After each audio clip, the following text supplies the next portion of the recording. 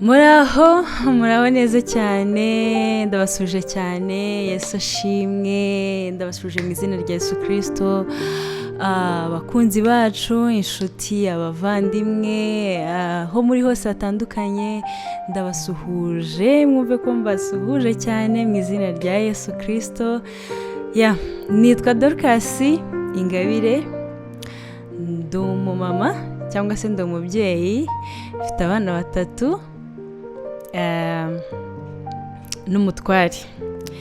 Mbanje kubibwira kugira ngo wenda bashobora kuba batanzi, mbibwire n'abashyashya baje hano wenda ari ubwa mbere mbibwire kugira ngo nkomeze kubaganiriza abanzi.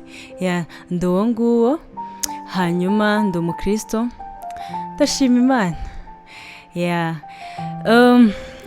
Uyu munsi rero ubu abantu bahise bibaza ati ni iki kibaye, afashwe n'ibiki kwaje atarimo kuririmba, atari kumwe na Clever nk'uko bisanzwe, bigenze bitajate, bimeze bite?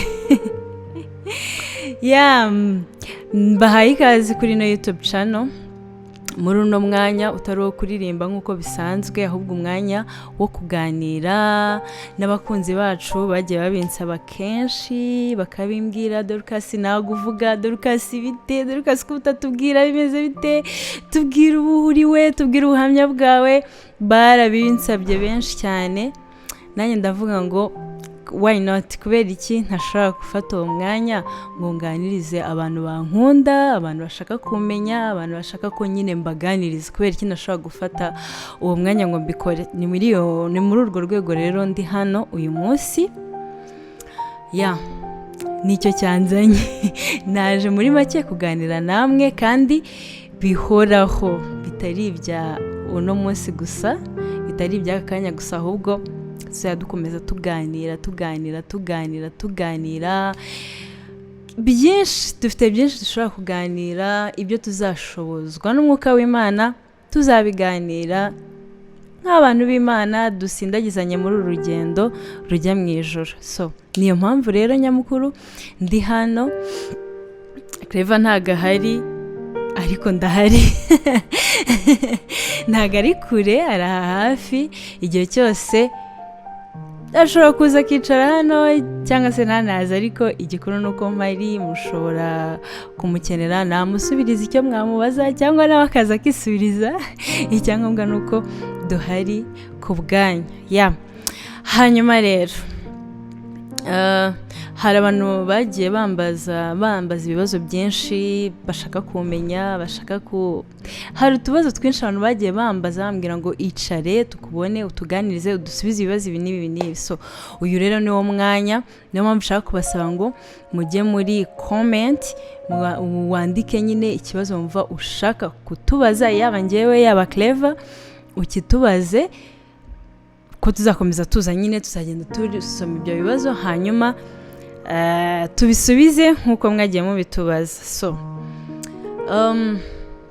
Hamwe niyo mpamvu rero itumye ndi hano, ndashaka kubaha témoignage ntoya, ubuhamya butoya bw'ikintu cyanteye imbaraga cyangwa se cyanteye courage zo kuvuga ngo reka nicare imbere ya kamera nganiriza abantu. Mu minsi yashize Imana yaduhaye umugisha mu muryango wacu, iduha umwana, turabyara muri make. Abantu batwereka urukundo, abantu batwereka urukundo rwinshi, baradusura, baratwandikira, baraduhamagara cyane, tubona urukundo nyine ruhambaye ku bantu. Turavuga tuti ni iki twakora kugira ngo natwe dusharinga urukundo mu bantu badukunda. Dusanga nta kindi usibye kwicara hano tukajya tuganira namwe, urukundo muduha tukabereka ko natwe turwakira.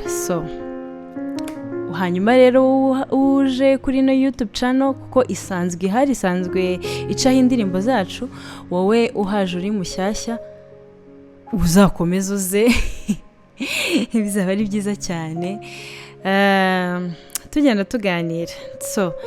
Muri makeya ni introduction, ni ibyo ngibyo nashaka kubabwira. nibyo ngibyo nashaka kubabwira, si byinshi pe, urabizi yuko si wo muhamagaro, ntabwo kuvuga ari wo muhamagaro, turabigerageza nk'uko bisanzwe nyine nk'abandi bose, ariko ntabwo tuvuga byinshi pe, naba ngiye kubabeshya babwiye ngo nzajya mvuga menshi nzajya mvuga bikeya ariko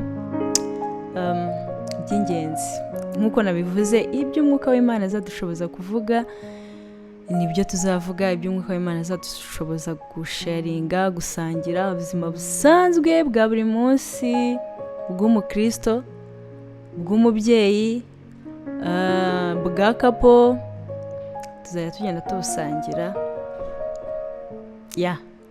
umunsi ku wundi uko bizagenda bidukundira. Hanyuma rero nsoza introduction, ntabwo nagenda tudasomye byibuze verse, umurongo wo muri Bibiliya nk'abakristo, kugira ngo tunigishanye gukunda ijambo ry'Imana, kuko nibwo buzima bwacu, niyo mibereho yacu. Ni ukubwiriza abantu ubutumwa bwiza kugira ngo tuzajyane mu ijuru, nibyo twifuza, nibyo bituba ku mutima. Hanyuma y'ibi byose byo kuvuga ngo turasharinga ubuzima busanzwe, turabwirana, turaganira, ariko igikuru ni uko turi abakristo, kandi imirongo yacu ngenderwaho iba mu ijambo ry'Imana, muri Bibiliya, mu byanditswe byera. Niyo mpamvu nifuza ko muri iyi introduction dusangira uyu murongo wo muri Bibiliya, kugira ngo tuzakomeze. Niba uri kumfasha, kubera iki wowe utagufasha, nawe ushobora no kudusangiza urimo uragufasha muri comment, tukazajya tugenda tubwirana iby'ubuzima busanzwe, tunasoma ijambo ry'Imana, tubwira abantu kuza kuri Kristo bakizwe, tuzajyane mu ijuru. Niyo ntego yacu, ntabwo twayijya ku ruhande, kuko n'icyo Imana yaduhamagariye gukora. So reka dusome rero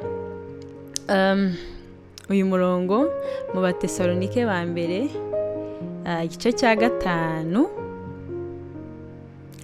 umurongo wa 9. Turasoma umurongo umwe, tuzajya tugenda tusoma. Ntabwo ndi umubwiriza, nta nubwo ndi umuvugabutumwa, ariko ni byiza gusangira ijambo ry'Imana, kurisoma, hanyuma Umwuka Wera akadusobanurira byinshi biruseho, kandi ndabizi neza ko abikora mu izina rya Yesu. Reka tuwusome. N'Abatesalonike ba mbere, ibice 5, umurongo wa 9. Uravuga ngo, kuko Imana itatugeneye umujinya, ahubwo yatugeneye guheshwa agakiza n'Umwami wacu Yesu Kristo. Amen. Katusubiremo. Kuko Imana itatugeneye umujinya, ahubwo yatugeneye guheshwa agakiza n'Umwami wacu Yesu Kristo. Amen. Nsomye umurongo umwe kubera ko turi muri introduction nyine, ariko kugira ngo uyu murongo uze kumva neza, uze no kugufasha nk'uko nanjye wamfashije, byaba byiza usomye igice cyose, iki gice cyose cya 5 cy'Abatesalonike ba mbere. Hanyuma rero Imana ikaduhana umugisha. Si byari ibyo? Ni ibyo ngibyo, ntabwo ari byinshi habe namba. Hanyuma rero ndabashimiye cyane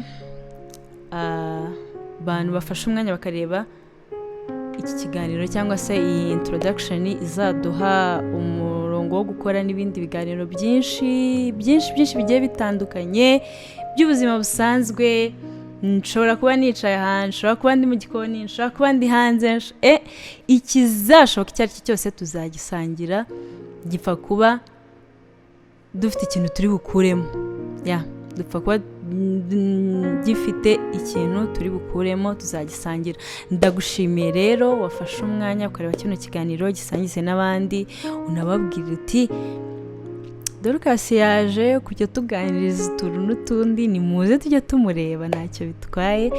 So Imana ibaha umugisha cyane, turabakunda nk'uko namwe mudukunda, kandi Yesu aradukunda cyane, twese kurusha uko twege dukundana. Niyo mpamvu yasize icyubahiro agasiga ubwiza bwe mu ijuru akaza agasuzugurwa agapfa ku bwacu. Aradukunda cyane kurusha uko tumukunda, kurusha nuko natwe ubwacu dukundana. Imana ibahe umugisha cyane. Bye bye bye.